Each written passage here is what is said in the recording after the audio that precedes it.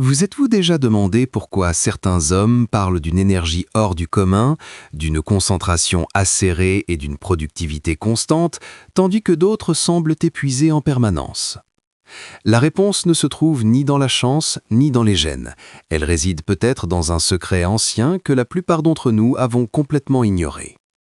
Aujourd'hui, nous abordons un sujet que beaucoup considèrent comme tabou, un sujet qui n'est enseigné dans aucune école, qui n'est jamais évoqué entre amis, et pourtant qui était présent au cœur des grandes philosophies de l'humanité, de la Chine ancienne à l'Inde, de la Grèce à la civilisation islamique. Nous parlons du phénomène de la rétention séminale, connu en Occident sous les noms de NoFap et Semen Retention. Mais attention, nous ne sommes pas ici pour vous imposer une prescription morale ou juger qui que ce soit. Nous sommes là uniquement pour vous présenter les faits dans leur intégralité, scientifique, spirituelle et psychologique, et vous laisser décider par vous-même. Dans ce résumé, vous découvrirez ce que disent les chercheurs sur l'impact de la rétention sur la testostérone et la dopamine. Vous comprendrez pourquoi philosophes et guerriers de l'Antiquité associaient la maîtrise sexuelle à la grandeur. Et vous connaîtrez également l'autre face du débat, les critiques scientifiques et les préoccupations médicales qu'il ne faut pas ignorer. Nous ne vous vendons pas une illusion, nous construisons avec vous une conscience éclairée. Si vous croyez que la connaissance est l'arme la plus puissante que possède l'être humain, alors Bibliovoix est votre maison.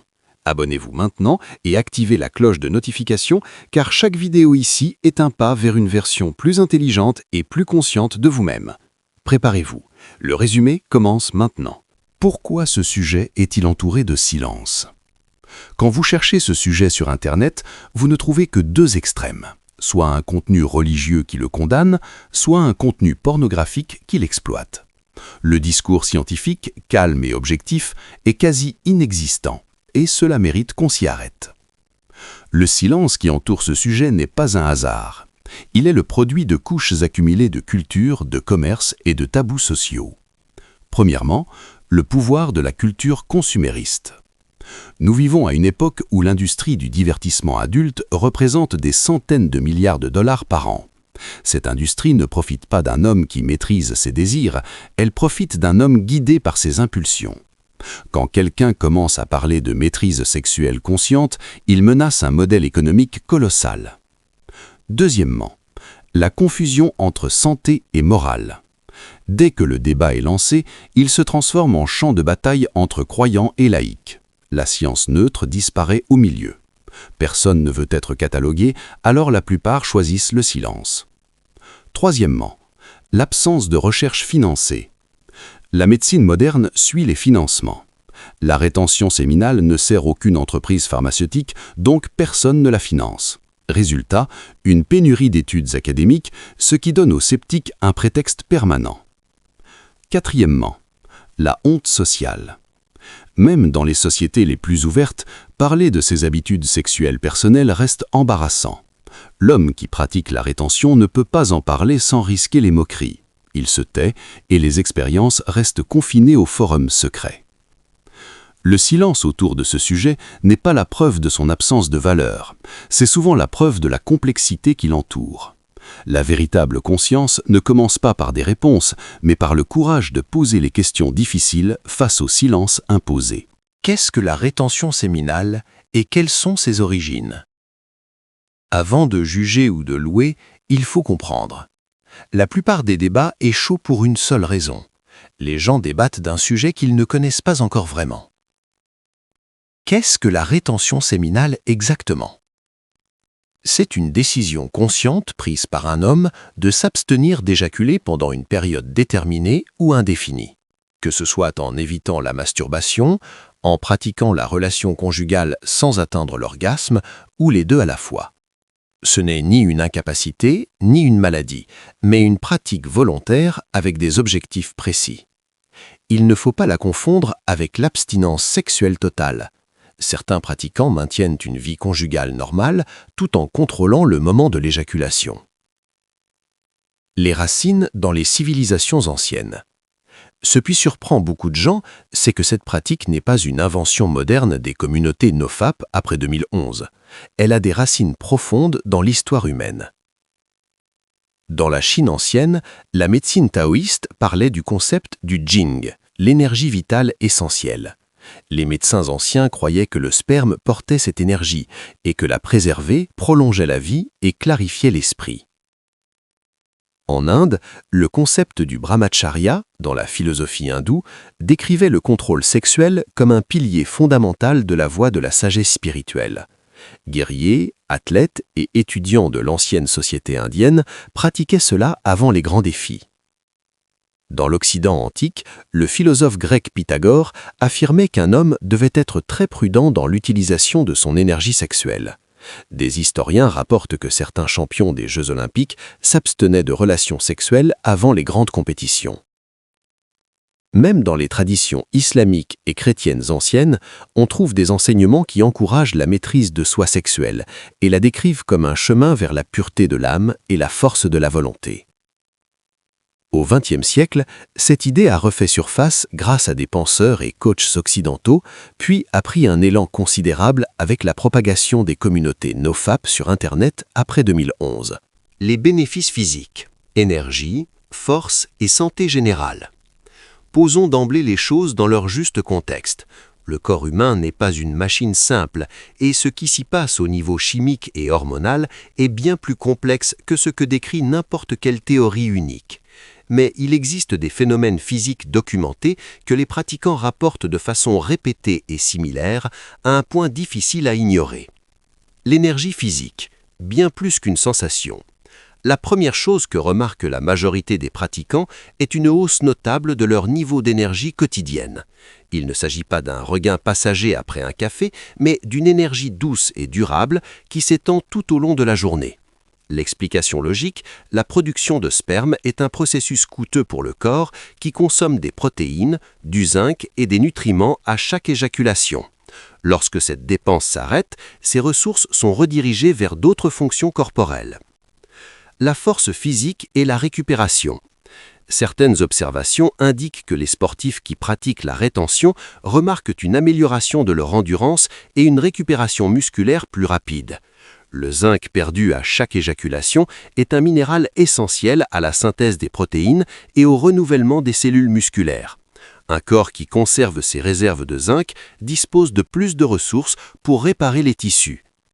La peau, les cheveux et l'apparence générale.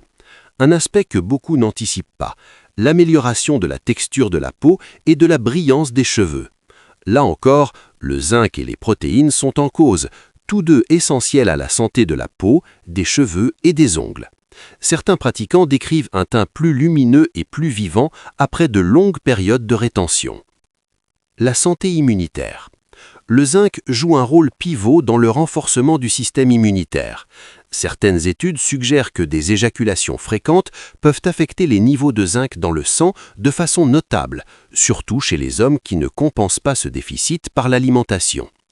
Mise en garde nécessaire. Rien de tout cela ne signifie que l'abstinence est un remède magique universel. Le corps varie d'une personne à l'autre. La science est encore au stade de l'observation plus que de la preuve définitive, et c'est une distinction fondamentale. Les bénéfices psychologiques. Discipline et concentration mentale. Si les bénéfices physiques attirent les gens vers cette voie, ce sont les bénéfices psychologiques qui les y maintiennent. Les hommes qui ont pratiqué la rétention sur de longues périodes parlent de transformations dans leur personnalité et leur façon de penser bien plus profondes que n'importe quel changement physique. La dopamine, l'axe caché de toute l'histoire. Pour comprendre les bénéfices psychologiques, il faut d'abord comprendre le rôle de la dopamine. Ce neurotransmetteur est la substance de la récompense dans votre cerveau. Il est responsable du sentiment de motivation et du désir de poursuivre des objectifs.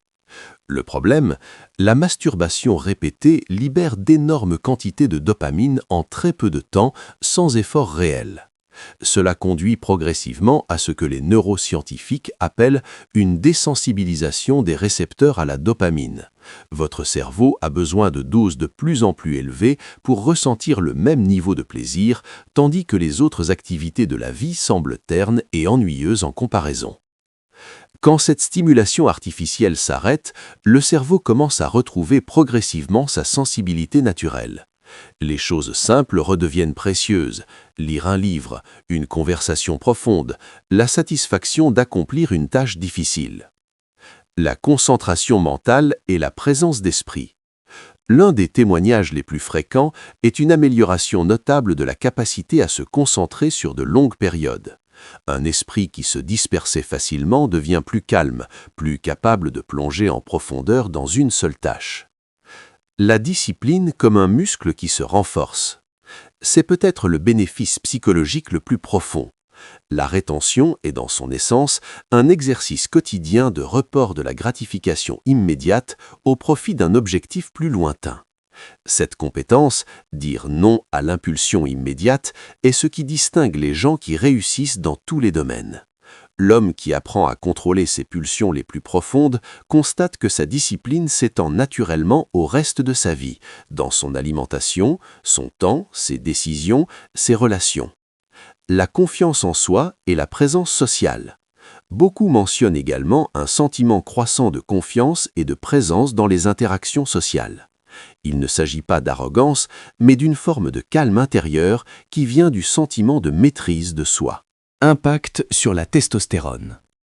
Il n'existe pas de sujet dans tout ce débat qui suscite plus de controverses scientifiques que celui-ci. Tout le monde parle de testostérone, mais rares sont ceux qui comprennent vraiment ce que disent les recherches et ce qu'elles taisent. Qu'est-ce que la testostérone et pourquoi nous importe-t-elle ?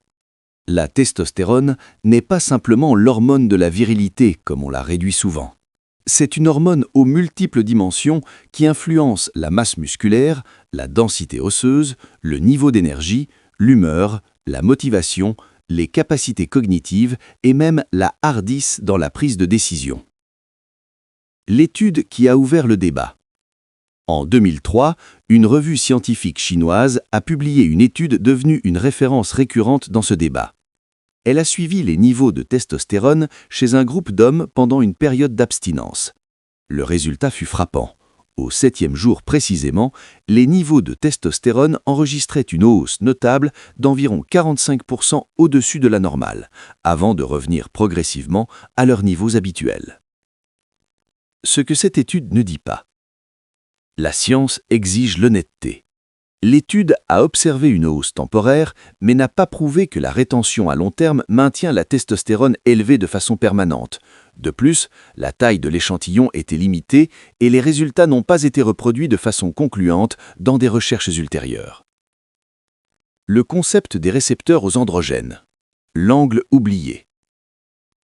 Certaines recherches suggèrent que l'abstinence pourrait augmenter la densité des récepteurs à la testostérone dans les cellules du corps, ce qui signifie que le corps devient plus réceptif à la testostérone déjà présente, même si son haut sanguin n'augmente pas. Autrement dit, ce n'est pas toujours la quantité de l'hormone qui compte, mais l'efficacité du corps à l'utiliser. La conclusion scientifique honnête. La science dit qu'il existe une hausse temporaire documentée durant la première semaine et une probabilité raisonnable d'amélioration de la sensibilité hormonale à long terme. Mais elle ne dit pas que la rétention est une usine permanente à testostérone.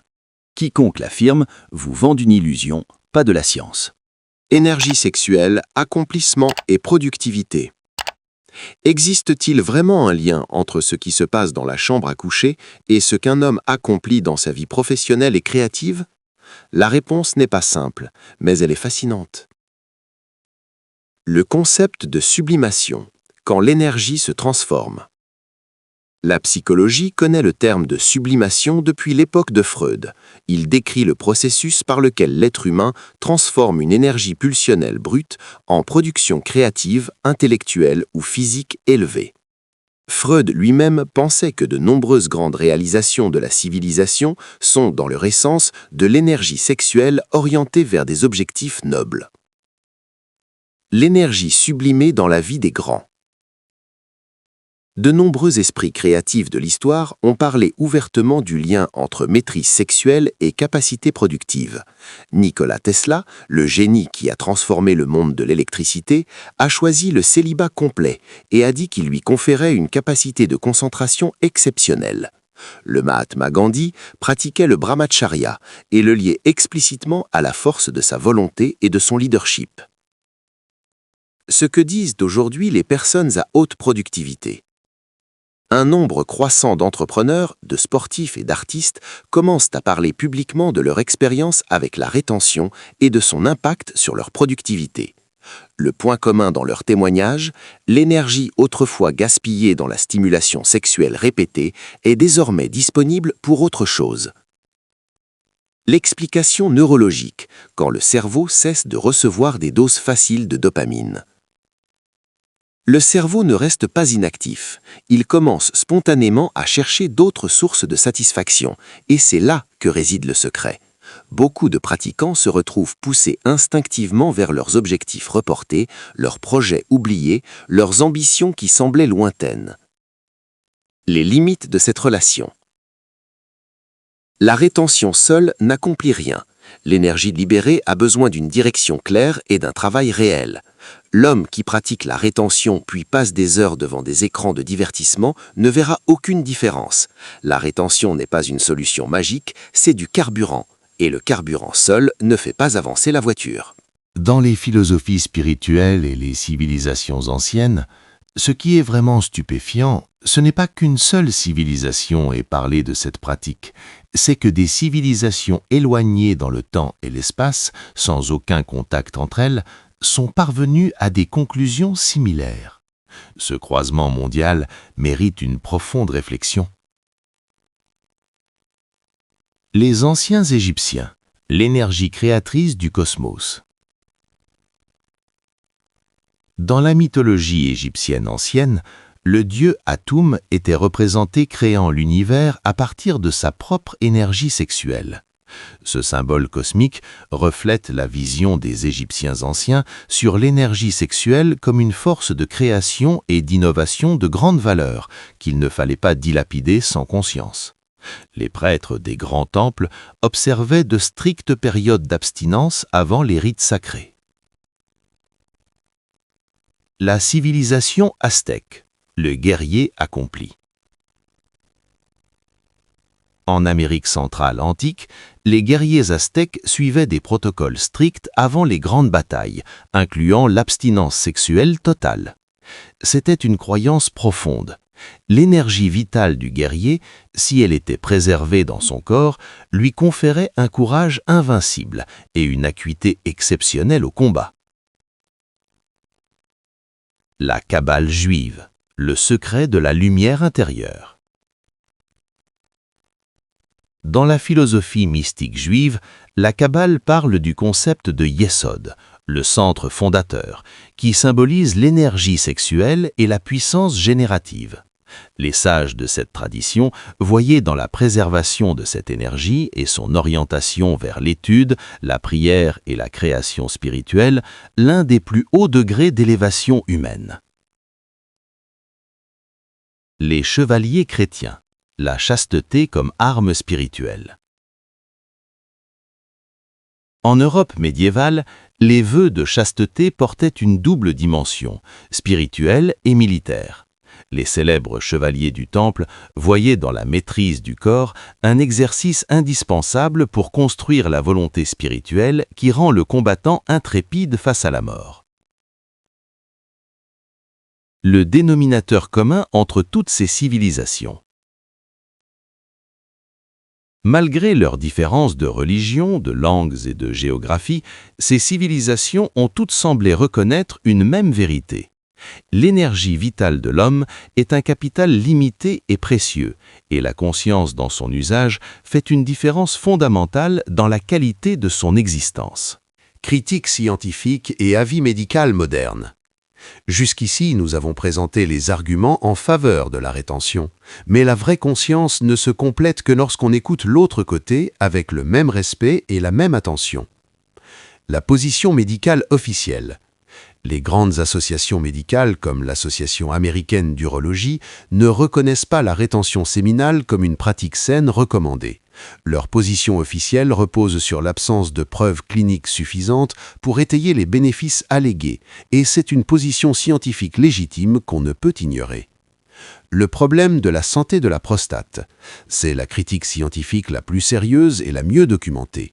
Une étude publiée par la revue de l'Association américaine du cancer, qui a suivi des dizaines de milliers d'hommes sur de nombreuses années, a conclu que les hommes qui éjaculent plus fréquemment présentent de taux plus faibles de cancer de la prostate.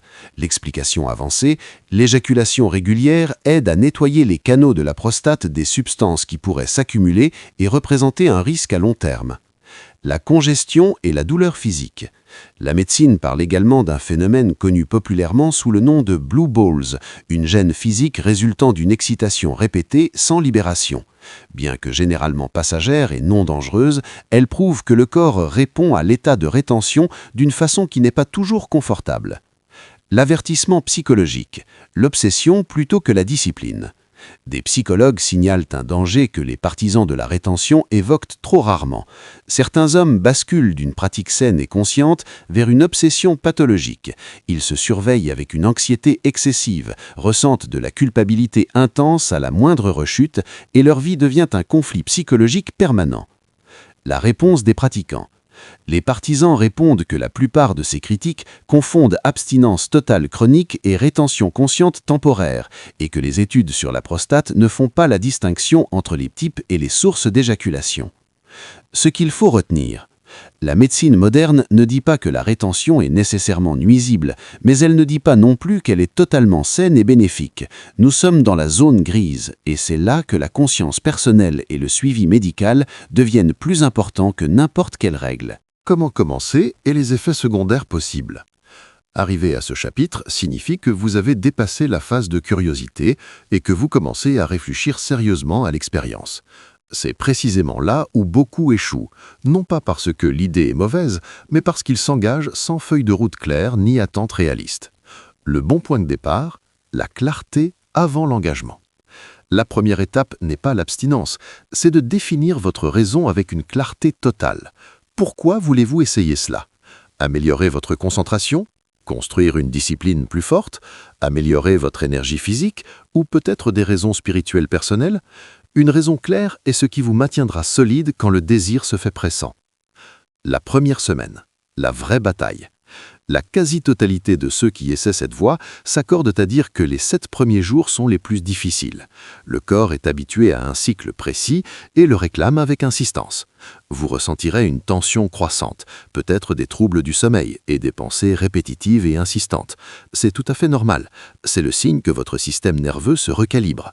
L'erreur courante est d'interpréter cet inconfort comme la preuve que l'idée est fausse, alors qu'en réalité, c'est la preuve que vous étiez dans une boucle addictive dont vous cherchez à sortir. Stratégie pratique pour tenir. Les pratiquants expérimentés recommandent 3 axes simultanés. Premièrement, remplir le vide. Le temps libre est l'ennemi de cette expérience. Deuxièmement, réduire les déclencheurs. Limiter l'exposition au contenu excitant, car le cerveau répond aux stimuli visuels de façon immédiate et puissante. Troisièmement, dormir suffisamment. La fatigue affaiblit la volonté de façon aiguë et scientifiquement documentée. Les effets secondaires à connaître à l'avance. Des rêves vifs et intenses augmentent de façon notable pendant les périodes d'abstinence et peuvent être perturbants pour certains. Des émissions nocturnes peuvent survenir spontanément. C'est une réponse physiologique naturelle, sans culpabilité ni échec. Des sautes d'humeur sont présentes avec force dans les premières phases, et certains hommes ressentent une légère pression pelvienne due à la congestion vasculaire, généralement passagère. Quand faut-il s'arrêter? Si l'expérience se transforme d'une pratique libératrice en une source d'anxiété permanente et de culpabilité chronique, c'est un signal clair qui mérite une attention sérieuse. L'objectif est toujours une vie plus consciente et plus libre, pas une vie plus contrainte et psychologiquement stressante. Témoignages réels de pratiquants à travers le monde. Les statistiques vous donnent des chiffres, mais ce sont les histoires humaines qui vous donnent la vérité que vous pouvez toucher. Dans ce chapitre, nous laissons le cadre théorique de côté pour écouter des voix d'hommes aux origines différentes, aux cultures variées et aux âges divers, réunis par une seule expérience. Ahmed, 34 ans, ingénieur au Caire. Ahmed raconte qu'il a commencé l'expérience avec beaucoup de scepticisme, après en avoir lu sur un forum arabe spécialisé. Il souffrait d'une dispersion mentale chronique qui entravait son travail et ses ambitions professionnelles. Après 3 semaines de rétention, il a remarqué un étrange changement. il s'est retrouvé à reprendre un projet de livre abandonné depuis 2 ans. Il reconnaît clairement ne pas savoir si la cause était spécifiquement la rétention ou simplement l'effet de la discipline générale qu'il avait construite, mais il sait que quelque chose avait vraiment changé. Marcus, 28 ans, sportif brésilien. Marcus est venu à cette expérience par la porte du sport, pas de la philosophie. Son entraîneur lui avait dit que certains sportifs pratiquaient l'abstinence avant les grands matchs pour améliorer leur performance. Marcus a essayé pendant un mois entier en notant ses observations quotidiennement. Il dit que ce qu'il a remarqué de plus important n'était pas la force physique, mais quelque chose de plus difficile à décrire, une sorte de présence mentale dans les moments de haute pression qui lui permettait de prendre des décisions plus rapides et plus calmes sur le terrain. Ken Yu, 41 ans, enseignant en Nouvelle-Zélande. L'histoire de Ken Yu est différente car elle porte l'autre face du tableau. Il a commencé avec beaucoup d'enthousiasme et a tenu 6 semaines, mais il décrit cette période comme l'une des plus stressantes et anxieuses de sa vie. Il dit qu'il était devenu extrêmement sensible aux moindres déclencheurs et que sa relation avec sa femme s'était tendue à cause de la congestion émotionnelle accumulée. Il s'est arrêté et a pris la décision de pratiquer la relation conjugale avec conscience tout en réduisant la masturbation, sans abstinence totale, ce qu'il décrit comme avoir trouvé son véritable équilibre. Ce que ces histoires disent collectivement. Le point commun entre toutes ces expériences n'est pas le résultat, mais la conscience. Tous ces hommes en sont sortis en se connaissant mieux qu'avant, qu'ils aient continué ou non. Et c'est en soi la leçon la plus profonde. L'expérience consciente, même quand elle révèle qu'elle n'est pas faite pour vous, vous donne quelque chose que l'ignorance ne donne jamais, la connaissance de soi. Nous sommes arrivés ensemble à la fin de ce voyage exceptionnel. Un voyage qui nous a emmenés des profondeurs de l'histoire humaine aux couloirs de la science moderne, des philosophies spirituelles ancestrales aux expériences personnelles vivantes. Avant de nous séparer, mettons tout cela dans une seule balance honnête. Qu'avons-nous vraiment appris ? Nous avons appris que ce sujet est bien plus profond que ce que la culture populaire en fait, que ce soit ceux qui le rejettent superficiellement ou ceux qui l'idolâtrent sans réfléchir. La vérité, telle que nous l'avons vue, se situe dans un endroit plus complexe et plus riche que les réponses toutes faites. La science dit qu'il existe des effets documentés, mais qu'ils ne sont pas définitifs dans tous leurs aspects. L'histoire dit que les grandes civilisations ont accordé à ce sujet une attention sérieuse qu'on ne peut ignorer. Et la psychologie dit que la discipline personnelle, quel que soit son domaine, est l'un des outils les plus puissants pour construire la personnalité humaine. Ce que personne ne dit. Personne ne dit que cette pratique n'est pas une solution magique ni une recette prête à l'emploi qui convient à tout le monde dans toutes les circonstances. Le corps humain est complexe et l'âme humaine l'est encore plus. La vraie conscience ne signifie pas suivre tout ce qu'on entend, mais posséder les outils de la pensée critique qui vous permettent d'évaluer ce qui convient à votre vie, à vous spécifiquement. La leçon la plus profonde de tout ce voyage, la leçon la plus profonde que nous en tirons, ne concerne pas la rétention séminale, elle concerne la nature de la conscience humaine elle-même. L'être humain conscient est celui qui questionne, qui doute, qui cherche et qui refuse de laisser d'autres penser les grandes questions à sa place. Que vous décidiez d'essayer ce dont nous avons parlé ou de vous en tenir entièrement à l'écart, l'important est que vous preniez maintenant votre décision sur la base d'une vraie connaissance. La décision vous appartient, à vous seul. Personne n'a le droit de décider à votre place comment vous vivez votre corps, votre énergie et votre vie. Tout ce que peut faire un livre, une chaîne ou un enseignant, c'est de vous présenter l'image la plus complète possible, puis de vous laisser libre. Et c'est exactement ce que nous avons essayé de faire avec vous dans chaque chapitre de ce résumé. Si vous avez regardé jusqu'ici, vous n'êtes pas un simple spectateur, vous êtes quelqu'un qui cherche une vraie conscience dans un monde rempli de bruit. Bibliovoix a été créé pour vous, exactement pour vous. Abonnez-vous maintenant et partagez-nous en commentaire quelle est la chose qui vous a le plus surpris dans ce résumé. Votre commentaire pourrait être l'étincelle qui éclaire le chemin de quelqu'un d'autre.